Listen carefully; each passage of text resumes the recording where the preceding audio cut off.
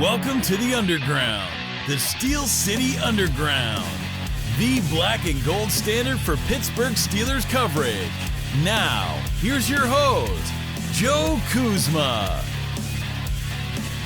Hello, everyone, and welcome to another edition of the Steel City Underground podcast. My name is Joe Kuzma, and as you can tell, I'm not in my usual humble abode. My surroundings are a little different today because I am in Latrobe, Pennsylvania. So covering Pittsburgh Steelers day one of training camp, and I apologize for any of the lack of the usual quality of audio or visual content that we usually have on our programming. As you can tell, I'm remote, so here we go from a hotel room, much like Brian, except just not all the way around the other side of the world. But some very exciting things from the first day of practice, which was cut short. And thankfully, it was able to be, for the most part, about a good hour and a half, hour and 40 minutes. That was good work that was put in by the Pittsburgh Steelers today. Lots of rain and storms in the forecast. They kind of shoved off a little bit into the later afternoon, disappeared, and then came back. 75 degrees, muggy, the humidity. Man, it was still quite sweltering even with what I had on. And God forbid, at one point here, I actually had on a poncho and had to take it off. It's like I was sweating on, I was getting wet on the inside, wet a little bit on the outside. It's like, hey, I'll take my chances. So as most of you who have been following the program for a while know, the notepad has returned. I got a lot of notes written here, and I know that there's a lot of fill in the blanks here from myself and Flash from the other day in the top storyline. Still check that out. Entertaining episode talking about fast food, particularly breakfast items that Brian, our other frequent host here, will never ever eat or touch. So let's get down to it. A little bit of more of a quick hitter, just because I'm doing this remote for probably the first time, or one of the first times in a long time. I think the last time I had actually done one of these remote episodes, we weren't doing video yet. We were actually still an audio-only podcast, and that was back in 2018 against the Jacksonville Jaguars down in Florida. So hopefully this turns out okay. Looking forward to your feedback, and of course, if it sucks, I won't do it again. But first things first, one of the things I know, very sexy offensive linemen. We love them. We absolutely love them here on the program, and had to see who was going to be out there with the first team reps. Of course, I got to preface a lot of what I'm about to say with this is going to change, this could change, this might change for any variety of reasons. You got to take a lot of these opening storylines with a grain of salt. So if a quarterback has a bad play, they probably also had a good play. Some things get blown up more than others. And my goodness, already in the back rooms, I'm talking about some of the things I observed. Well, how did some of these other people observe it? Well, number one, they're not here. They're just parroting something that somebody else has said. And that person actually said something wrong. They've got the wrong player catching or dropping a pass, the wrong quarterback throwing that pass, the wrong jersey numbers, all kinds of things. And there are a lot of new jersey numbers out there, particularly this season. You have Carl Joseph, for example, is roaming around the field with 38 because he had to give up number 8 to Kenny Pickett. Got a lot to say about Kenny Pickett and the crew. So here we go. I was starting off with the offensive linemen and who was going to be the starters. It looks like Mason Cole, who was signed this offseason from Minnesota Vikings and formerly of the Arizona Cardinals. Looks like he is penciled in there as the de facto starter from the center. Nothing that we really kind of thought differently, right? That was kind of what we were surmising. But I think the more surprising thing as the day went on is that Kendrick Green did not take any snaps from the center position that I observed at the very least. J.C. Hassenauer had the second most, appears to be the primary backup. First team, second team, a lot of that can change. We've got players like Larry Ogunjobi, for example, that are being eased into this process. So when we talk about defensive line, or even get into the defensive backs and the safeties, Minkah Fitzpatrick, we found out he has a hand injury. Fell off his bike, supposedly.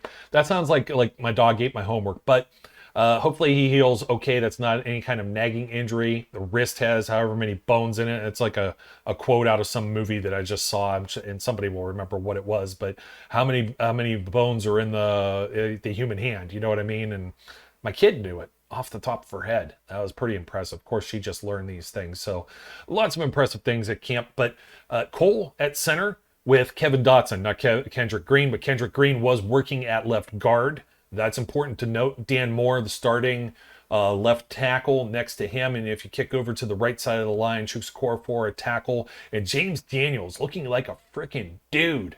Wow, he already looks like a grown-ass man. I mean, he has got presence.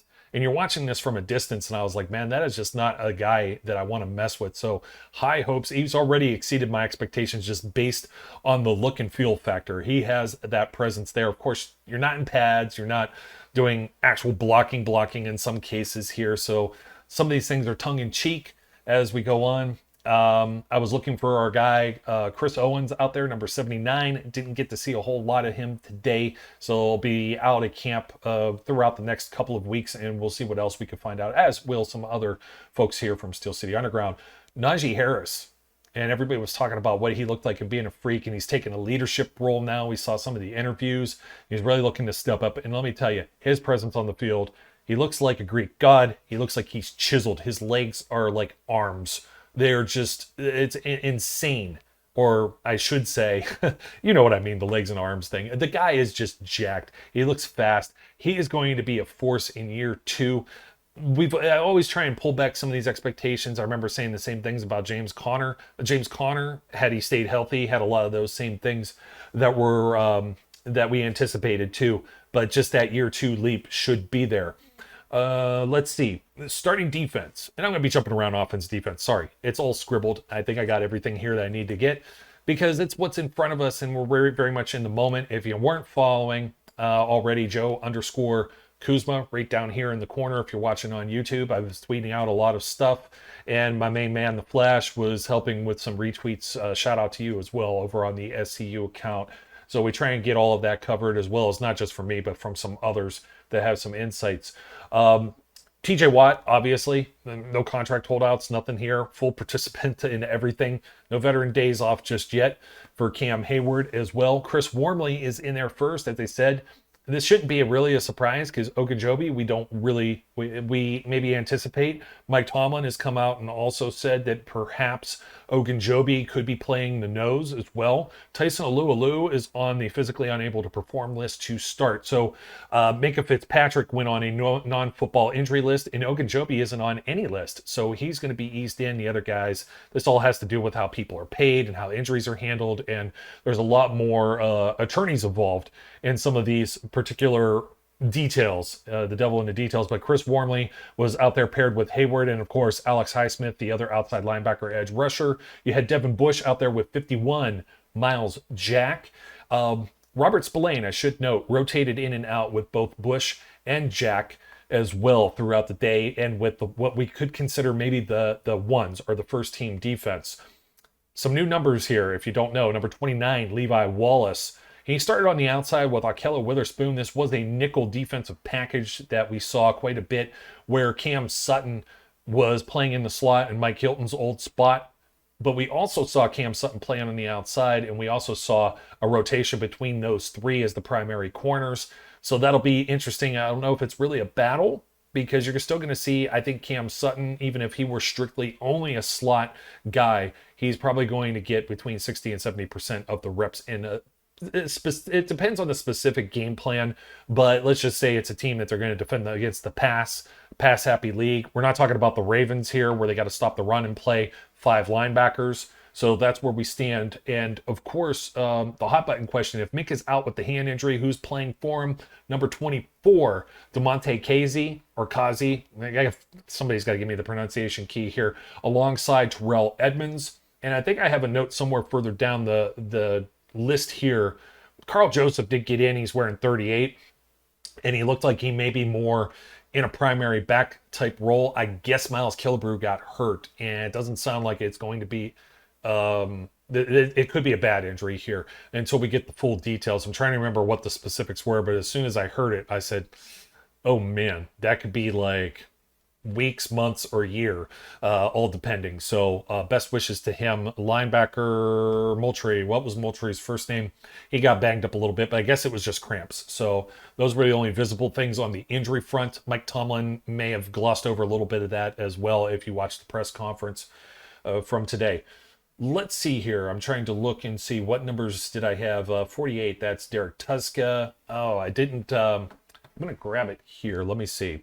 got to take a look and see Pittsburgh Steelers roster because I was trying to figure out who like the primary edge rushers were here. It was Tuska. DeMarvin Leal actually got in with some of the second team defense, and I think that is also by way of Tyson Alualu, as well as Larry Ogunjobi. So they're a little thin at those positions, but I thought it was also kind of important to note that Leal was in there and not like Henry Mondow or Isaiah Loudermilk. So 99 or 92 if you were looking for them on the field.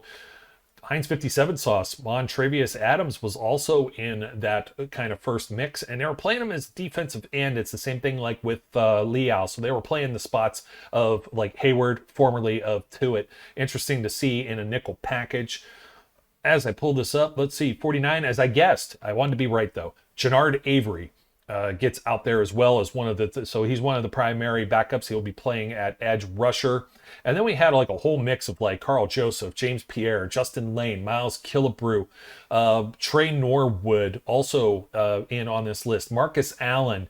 This is who a lot of the guys were on the second team defense. Had to write down the numbers and jot them down real quick. Let's see. Some of my other notes. We have plays, like, plays being made, plays not being made. Let's talk about the quarterbacks just for a second, and I'll probably bounce back to this as well, because this is the meat of it. This is what everybody wants to know. What's going on with the quarterbacks? And a lot of things that have been said in the stands. According, also from one person who didn't know who this guy was, number 88, Pat Freiermuth. It's like, oh my goodness. So that'll return one of our segments, things that we heard in the stands. But from the quarterbacks group, obviously Mitch Trubisky, as we guessed, took, I want to say first team reps, but there's something interesting going on here in Steelers camp this year.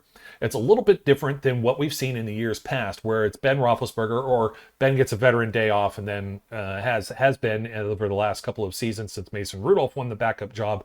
He plays with the ones, and then you see everybody come off. So it would be Deontay Johnson. Yes, he's there. He's in camp. People have been buzzing him about, are you going to get a new contract? Do you want a new contract? He's saying all the right things, and he's showing up and he's doing and putting in the work. He was doing some individual work on the side as well. That was noted by Dale Lawley. So Johnson was out there to some extent. Chase Claypool's out there. But like when Chase Claypool comes off, they weren't pulling Mitchell Trubisky necessarily out. They would put in, let's say, Anthony Miller or Cody White or George Pickens or Kelvin Austin. And I saw a lot of people talking about George Pickens today. And there was one particular play where he didn't quit. It was already out of bounds. It was thrown out of bounds. I think it was from Kenny Pickett, actually. And this isn't to say anything about Pickett or whatever, but it's just that the play got worked out of bounds, and more to the effort and the hustle of Pickens to finish it all the way and even dove for it and came down with the ball. It's much to the excitement and joy of everyone in Steelers Nation that were in the stands. You like seeing the rookies go out there and do that and give forth that extra effort, even though the play is dead. Wouldn't have counted for anything. A lot of people said it was in the highlight reel, and I'm looking over there, not even like binoculars or squinting or anything. I'm just like, it's out of bounds. Like, this isn't really tweet worthy, but pretty cool. There were a few others that had said, if there's in between things and I'm taking notes, maybe I missed something. I saw Lawley say something about a skinny post, and I'm just like, well, you know what? Was that Pickens? I'm trying to think. And you just got to remember that Austin's running around out there with Juju's old number 19. That one's going to throw you off. He had a big play too. But back to our quarterbacks in the quarterback situation, they kind of worked with everybody. And it was a pecking order of 3. There was no 4. So for the Chris Oladokun fans right now, not happening. He's not in a rotation. He's getting some of when they're doing the drills within their own groups, but anything that's with teams, it looks like the reps are being divided between the top 3, which are Mitch Trubisky, Mason Rudolph, and Kenny Pickett. And it does appear to be in that order, mostly in that order.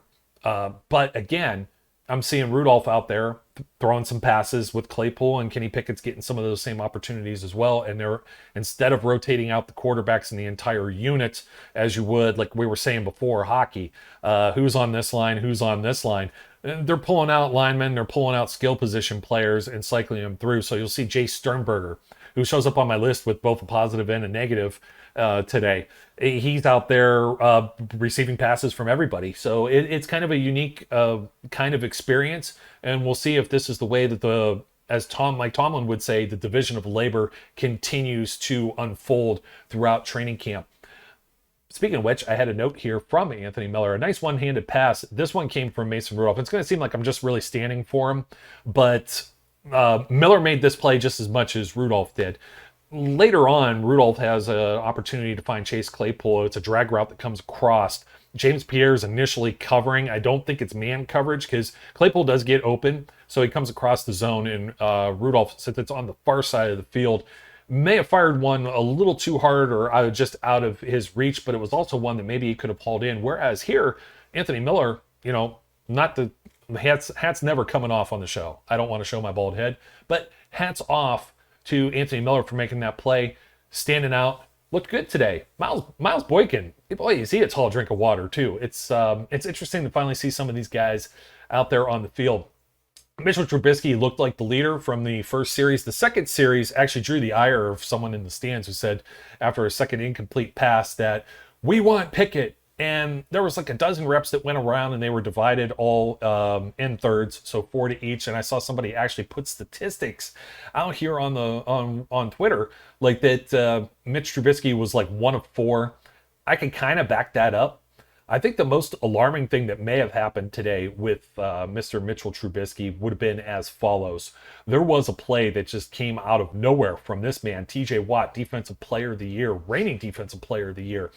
And again, this is football in shorts, but TJ's so fast and off the edge. In a real game, this would have been a strip sack. And this is one of the ones where Mitch continues the play and throws a pass downfield. And I'm trying to think exactly how it ends up. I had a note. I'll find it in my notes if I have it. I may have tweeted it out there for someone. I believe it ended in an incomplete pass where, Miller, White, somebody couldn't control the ball down to the ground. But they're playing through. They're playing through and getting the work in. TJ just blew the doors off of whoever was out there, and Mitch never saw him, which was a little concerning. Mitch also had one play where he went with his feet a little more. There was a lot of dump-off passes between all 3 quarterbacks today, so I'm not going to absolve Mason Rudolph from this either, or Kenny Pickett, but Rudolph was 4 for 4 in that particular drill, but they're still, he's looking for, we're talking about running backs. Kenny Pickett, the same thing.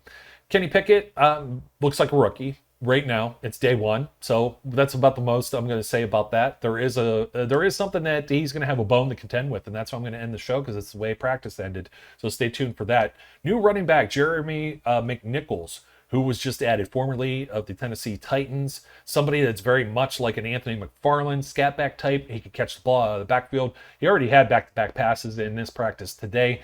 Immediately getting the work in. I wasn't even sure he was going to be in Latrobe yet. He's already here. Let me tell you, my Camp Phenom pick might actually change to Connor Hayward. Wearing the old Heath Miller 83, they're working him around all over already. He's in motion. He's splitting out wide. He's playing tight end. I believe he also had a carry out of the backfield. And he's shifty. He's fast. He's gutsy. He's got hustle. He looks the part. He is every bit of the utilitarian gadget player. Probably everything we wanted Jalen Samuels to be. I know it's day 1. I'm trying to bring. I'm pushing it down. But keep an eye out for Connor Hayward. I could see why they added him, why they drafted him. It wasn't just on the name recognition. He's got something in his genes from the old Ironhead Hayward, his father. And let me tell you, I was like, wow, above any expectations what you would see from tight end / fullback type play. And he was all over the place out there. He really, really did stand out if you were looking for him. You didn't have to look for him. You basically said, who's wearing 83 right now? I missed the Heath chants from the stands, by the way. So let me see. Levi Wallace, Cam Sutton were the corners I have listed here in some of the 3-4 sets. So they were still going with kind of a rotation where they pulled Ahkello Witherspoon out. I want to say that Witherspoon did come back in though, but again, sometimes I'm looking at the line, sometimes I'm looking at secondary, sometimes I'm looking at offense, sometimes I'm looking at that group and that group and that group. Spread all over. Take that with a grain of salt. Jay Sternberger, he gets just kind of poo-pooed on here for he had a big drop, and I don't remember who threw it. It didn't matter. It was right here. Should have been brought right in, right on his hands.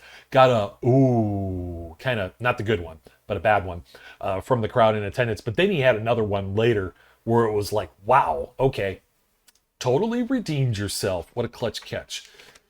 We didn't get to see any punts or punt returns. I was interested in that. And it looks like maybe Cameron Nyazalek, if that's how you say it, if that's who he wants to be acknowledged as. Presley Harvin's competition, maybe wearing 4. He was listed, I think, as maybe 16 or wasn't a 16 on the field that we saw today. So we'll see if Steelers.com updates that roster.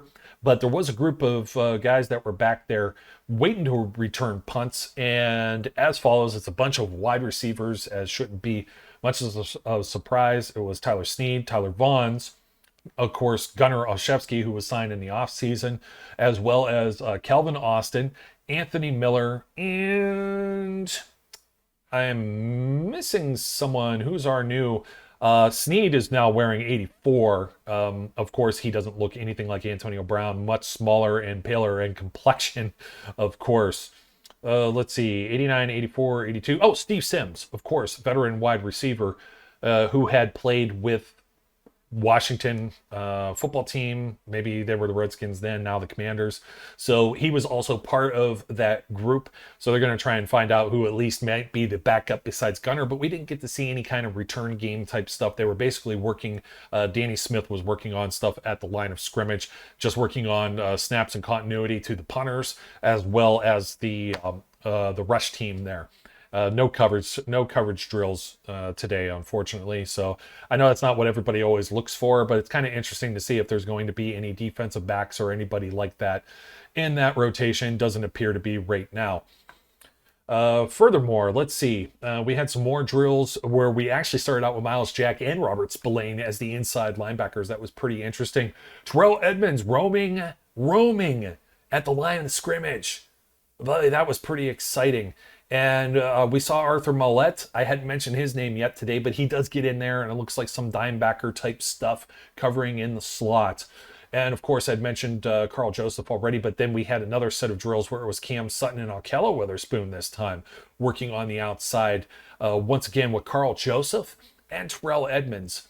And to that extent as well, Levi Wallace did rotate in to that group. But it was interesting to see that Carl Joseph actually had the first reps with this particular part of practice. Let's see. One of the more impressive plays of the day actually came from a high snap from J.C. Hassenauer to Mason Rudolph. And the rush was instantly on. It was like sharks smelling blood. And Rudolph got rid of the ball, Ben Roethlisberger-esque, dare I say, within seconds. And it went to this guy, number 19, Calvin Austin, who took it almost in a bubble screen. It was only like maybe a 2 or 3 yard quick out type pass. And he took it to the house, shake and bake. And yeah, it's kind of the equivalent of flag football right now. Nobody's tackling. But wow, you saw the potential of what could be possible. And Rudolph didn't panic. Cool as a cucumber in that specific situation. Kenny Pickett. Well, let me go back to Mason Rudolph real quick. I got some more props. I got it more to Justin Lane. I was talking about the drag route earlier. That particular pass from Mason as he was looking to see if he would beat any type of coverage, covered initially by James Pierre coming across the zone. Chase Claypool, the one that he ends up not hauling in, or later. Oh, no, I'm sorry. This is a little bit later. This, I believe, was Anthony Miller. And if I got him crossed up, who cares? Justin Lane had a nice pass breakup. That's all you needed to know. He anticipated the play. He was in the right spot at the right time. And either Rudolph didn't see him. This wouldn't have been picked off, by the way. This was Lane extending and making a great play, knocking the ball out of the air so it couldn't be caught. So if I conflate a couple things, I've got scribbled down here. I'm trying to go off the old memory banks. I've got one more, and this was the one that ended the day, and this has got to be sitting bad because they finished the day early. They were anticipating some inclement weather. So Kenny Pickett finishes the day with an interception, and I'm told that was actually Trey Norwood who got in there and made the play. Kenny went for broke, and went broke. And the defense, oh man, the fans in the stands kind of had a collective gasp from it too. But then it's the laugh that comes afterwards, because not only do you have the normal, like 11 guys that are on defense celebrating this is over by the sidelines where the guys are rotating with the gold jerseys. And they did a bombshell, boom, celebration. And that is the way Kenny Pickett's first training camp practice as a Pittsburgh Steeler ends up, and it can't really sit well with him. He's going to be looking for redemption tomorrow for sure, because now he's got to sit, and he's tasting that all the way through, and he's a competitor. He's going to be a good kid out there, I guarantee it. Just again, it looks like a lot of the same rookie stuff we've seen with other folks in the past. Don't read too much into it. That was a lot of fun. Probably not so much for him. He's probably thinking, I need to compete and be the starter now. There's it's the not for long league. It's one play though, and it's in practice. And this is why those folks practice. But it's so much fun. I had to put it in there because the rest of his teammates were having some fun with him as well. Welcome to the NFL, Kenny Pickett. My name's Joe Kuzma. Don't forget to like, comment, subscribe. Hope you like the quick hits from day one of Pittsburgh Steelers training camp here in Latrobe, Pennsylvania. Let me know what you thought of the show. Kind of curious how this is going to turn out myself with some growing pains doing this on the road. But until next time, as always, we encourage everyone out there. And we'll be right back. I'm going to come back. It might be Friday. We might do this Friday. I might see if Brian, the host, doesn't like toast, we'll be back. So I'll have some more. We'll have some more stuff from Pittsburgh Steelers training camp, some more observations to discuss with you. And we'll entertain some of the questions as well. Send them on social media or YouTube. Until next time, as we always do, we encourage everyone out there to be safe, be good, and we'll catch you later. We would like to thank you for listening and remind our listeners to follow us on social media and our website, www.steelcityunderground.com.